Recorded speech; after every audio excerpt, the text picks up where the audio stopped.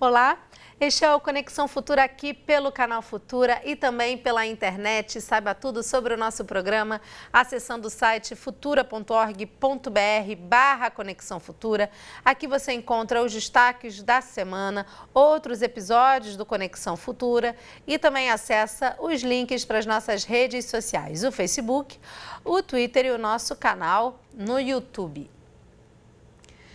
Em março deste ano, a estudante Lohane Isidoro, de 17 anos, foi a primeira colocada na 4ª Olimpíada Brasileira de Neurociências, realizada em São Paulo.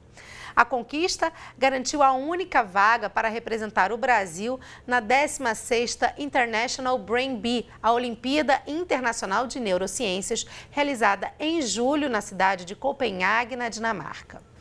Lohane competiu com adolescentes de 52 países.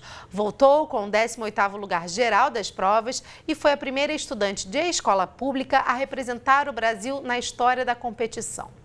Entre os objetivos dessas Olimpíadas está motivar os jovens a aprender sobre as ciências que estudam o sistema nervoso e despertar o interesse para as ciências humanas, tecnológicas e biológicas.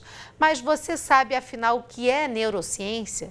De forma ampla, ela está associada a doenças como autismo, Parkinson, esclerose múltiplas e outros transtornos cerebrais. No entanto, estudos recentes mostram que o conhecimento sobre o funcionamento do cérebro pode ser um grande aliado dos estudantes e educadores. Então, para falar com a gente sobre esse tema, eu converso com a Lohane Isidoro, que está aqui ao meu lado. Boa tarde, Lohane, bem-vinda.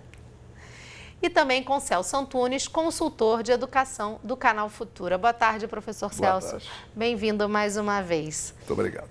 Lohane, uma trajetória de sucesso aí em um ano, né? Primeiro lugar na Olimpíada Brasileira de Neurociências, o 18º lugar geral na Olimpíada Internacional realizada na Dinamarca. Como surgiu o seu interesse pela neurociência?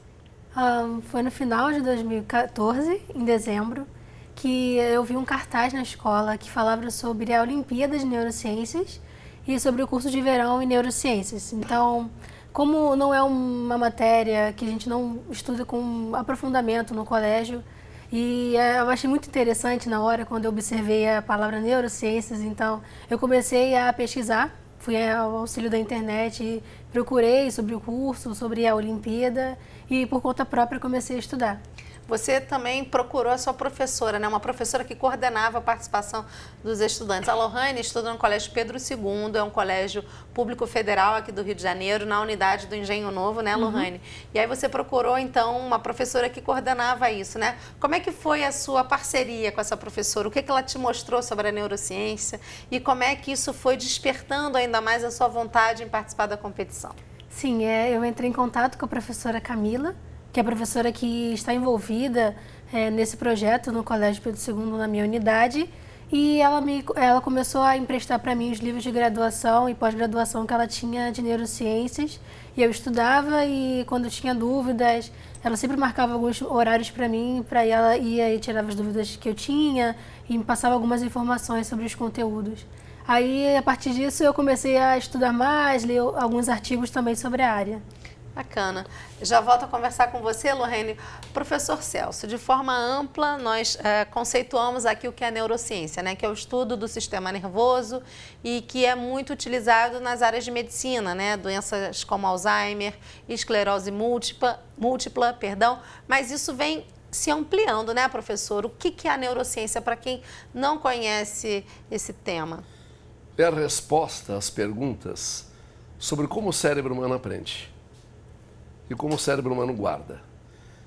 E, indiscutivelmente, em qualquer aluno de qualquer nível, quando ele aprende a aprender e quando ele descobre esquemas para guardar, ele alcança um caminho de sucesso. E, obviamente, não aprendemos pelo joelho, pelo pé, pelo dedo, nós aprendemos pela mente, aprendemos pelo cérebro.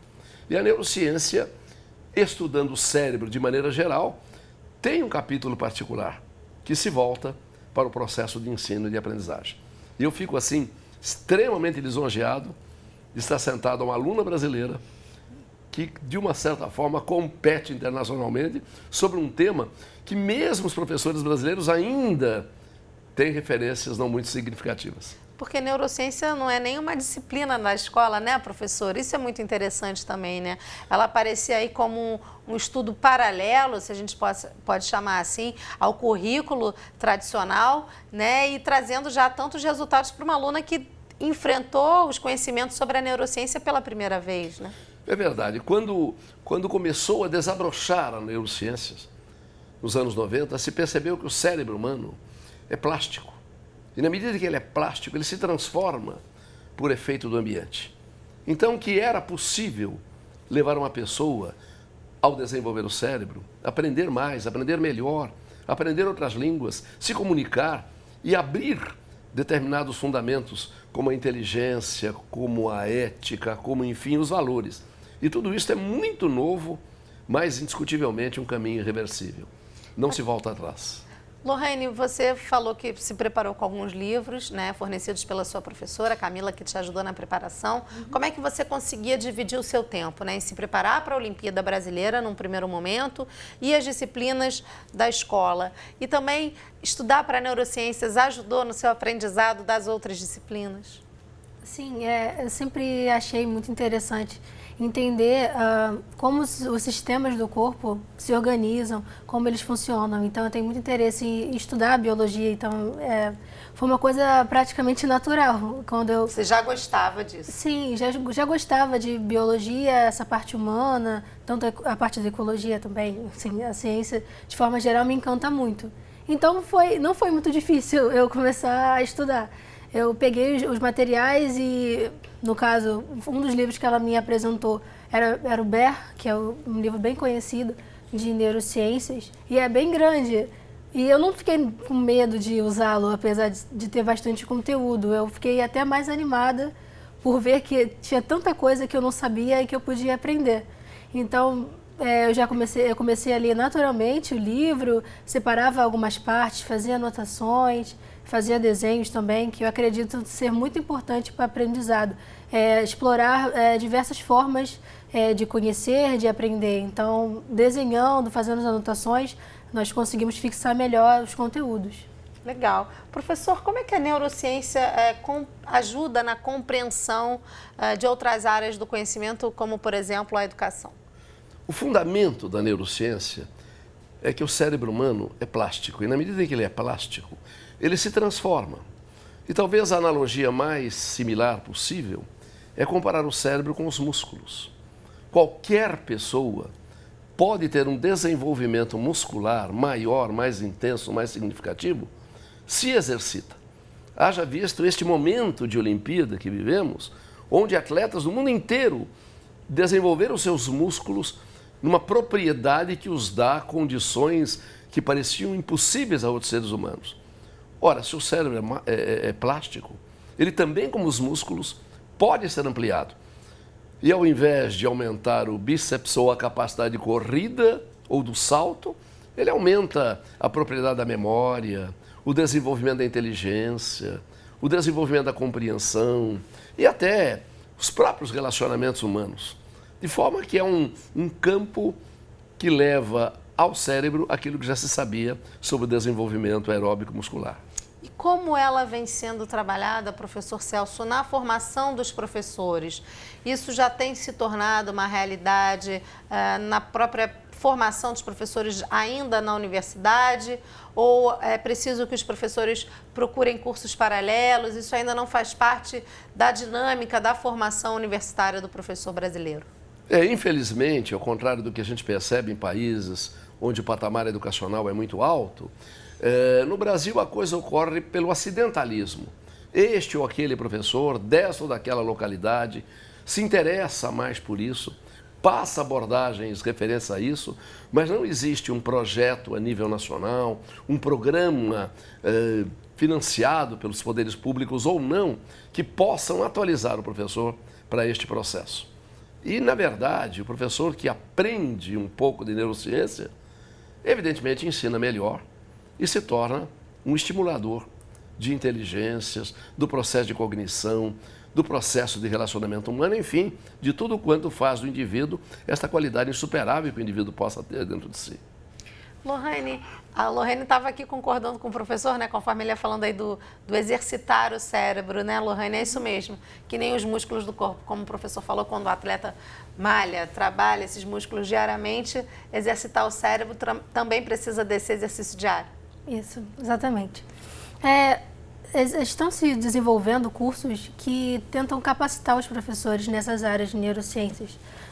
Até o UFRJ, que é uma universidade federal do Rio de Janeiro, está desenvolvendo e já tem até várias edições de um curso de neuroeducação para os professores também conhecer um pouco mais sobre o cérebro e entender um pouco como funciona essa questão do aprendizado do jovem, porque cada pessoa aprende de uma forma diferente. E esse curso de verão, e como tem também uma edição do curso de inverno, nos mostra um pouquinho dessa área, um pouco do estudo do sistema nervoso. Como é um dos sistemas principais da coordenação, da integração do corpo, é de fato importante que todos nós temos pelo menos uma ideia de como funciona e de como ele se interage no nosso corpo. Bacana. Eu queria ir para a internet para a gente mostrar o site oficial da Olimpíada Brasileira de Neurociências, porque aqui tem uma série de reportagens com a Lohane, o site está aí para você. Eu vou clicar nessa aqui, ó. A vencedora da Olimpíada de Neurociência, Olimpíada Brasileira, chega e embarca em Copenhague. A gente sabe que você passou por algumas questões como a emissão do seu passaporte, a gente já vai falar sobre isso também, né? Como é que essas dificuldades te deram ainda mais força para participar da competição. Mas eu queria entender, Lohane, a priori, qual é a diferença da Olimpíada Brasileira? A gente sabe que tem a questão do idioma, né? Para a Olimpíada Internacional, são provas muito diferentes? Você precisou de um tipo de preparação específico para cada uma delas? Sim, de forma geral, seriam 3 grandes provas. Primeiro se inicia com a local, que nós temos 4 tipos de prova que vão são competições, não são exatamente provas escritas, então nós estamos testados em relação à prática e à teoria também. Então nós temos contato com peças de cérebro humano e temos que identificar qual é a região, qual é a sua principal função, identificar os tecidos do cérebro e saber qual é aquela célula ou o que ela está fazendo ali. A Olimpíada Internacional e a Olimpíada Brasileira, elas têm alguma relação, sim. Só que cada uma age de alguma maneira, tem um foco específico. Na Olimpíada Internacional é um pouco mais dinâmico isso, são jovens de vários, um representante de cada país, então são vários países. Esse ano, por exemplo, foram 25 países que participaram. E a gente tem alguma peculiaridade específica de cada um. Por exemplo, tem de anatomia, então tem várias peças de cérebro e nós temos que identificar qual região. E uma que chama bem a atenção seria a de diagnósticos de pacientes, que nós fingimos ser médicos na prova e temos que identificar o que aquele paciente que passa num vídeo que eles apresentam tem. Eles dão um caso para vocês tentarem resolver. E nós temos que escolher 2 exames para ajudar na definição do diagnóstico possível daquele paciente. Que interessante, totalmente diferente do que eu imaginava. Achava que você teria que fazer uma prova escrita ou algum exercício de estimulação mesmo. É bastante ligado também à área da medicina, né? Essa prova internacional. No caso, essa etapa, nessa sim. etapa. A última etapa seria uma prova ao vivo, que os organizadores fazem as perguntas oralmente para os alunos. E nós temos que responder em 60 segundos e apresentamos os papéis e eles dizem quais foram os países que acertaram aquela questão. Então, as provas focam em algumas áreas e essa final, ela engloba todas as áreas de forma geral que eles cobram na prova. Legal. Professor Celso, uma das questões que os professores sempre esbarram em sala de aula, né, é a falta de atenção de muitos alunos, a própria questão da disciplina, né, ou um aluno ter um desenvolvimento melhor em uma matéria específica do que outros alunos. A neurociência pode contribuir para o entendimento desses diferentes perfis de estudantes? Muito, muito. Porque o processo da atenção, ele não é uma postura voluntária do aluno. Eu vou prestar atenção ou eu não quero prestar atenção. Ele é levado a esse processo. Se o professor compreende, através da neurociência, como se dispara o gatilho da atenção, ele acaba, de uma certa forma, desenvolvendo estratégias de aula onde o aluno realmente se interessa mais, porque ele se percebe protagonista de um processo. Só para estabelecer um breve paralelo, aquele aluno que se mostra desinteressadíssimo daquela aula de língua portuguesa, matemática ou geografia, vê o time de futebol dele na televisão, não se distrai um segundo. Agora, é o mesmo cérebro. Por que aquele cérebro é focado naquele futebol, naquele outro esporte, e não é naquela aula? Exatamente porque aquele gatilho que se disparou intencionalmente para o esporte pode ser produzido pelo professor, que entende de que maneira que o cérebro atua no momento em que dispara esses gatilhos da atenção e da percepção. O senhor vislumbra, professor Celso, que num futuro próximo a gente possa ter esse tipo de conhecimento já na formação dos professores no ambiente universitário? Eu creio que isso é absolutamente inevitável. É absolutamente inevitável, porque não se trata de uma teoria, de uma tese, defendida por um país ou defendida por um cientista. É um consenso mundial, não é verdade? Guardando-se as devidas proporções, seria como se imaginasse um dia, quando da invenção da penicilina, se perguntasse se, num determinado momento, a penicilina não se tornaria numa forma mundial de tentativa de cura. Então, eu creio que esse caminho é inevitável. Não sei o tempo que virá, mas sei que ele chegará. Até mesmo para melhorar e modernizar as próprias práticas pedagógicas em sala de aula, né? E mudar esse ícone da educação brasileira e que é escabroso, que é a maneira como se dá aula. A aula brasileira, se filmada no seu sentido clássico e exibida para educadores da Finlândia, da Coreia do Sul, daqueles países que estão na educação mais alta, eles certamente achariam muito engraçada. Lohane, você enfrentou algumas dificuldades, como a gente já falou aqui, por exemplo, a emissão do seu passaporte a tempo da sua viagem. Na época, a Polícia Federal estava com alguns problemas, a gente enfrentou a questão da greve também, dos policiais federais. Você também participou aí de uma grande vaquinha, né, uma grande mobilização online para arrecadar os custos, os valores que financiaram os custos da sua viagem. De que forma essas duas questões te motivaram ainda mais, né? E como é que você percebeu a mobilização, né, de todo um país, né? Saiu no jornal, as redes sociais só falavam dessas questões, né, da sua participação, do quanto seria importante, inclusive mesmo o próprio governo ajudar na sua ida, né, a representar o Brasil numa Olimpíada tão importante. O que isso tudo significou para você?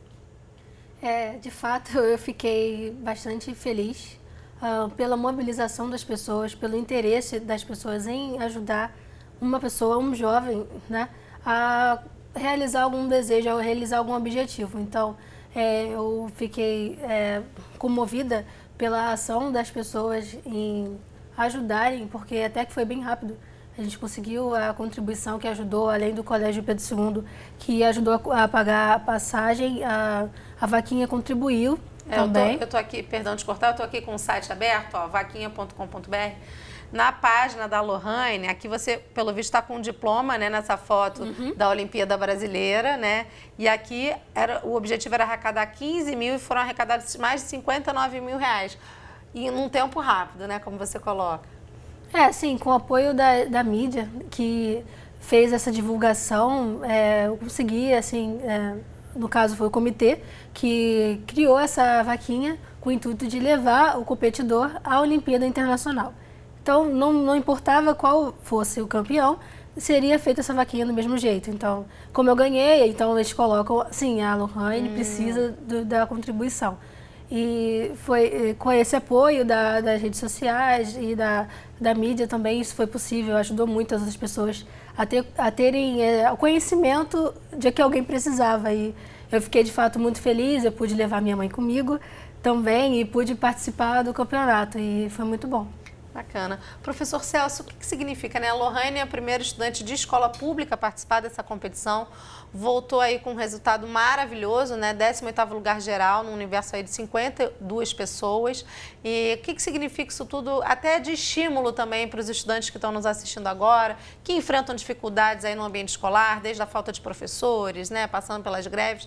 O que representa? As dificuldades que a Lohane passou e que superou, ela superou apenas em função de um procedimento. um procedimento inteligente. Curiosamente, não foi os seus braços, não foi as suas pernas, não foi as suas palavras, foi o seu cérebro que comandou o processo que levou àquela comoção social e àquela arrecadação.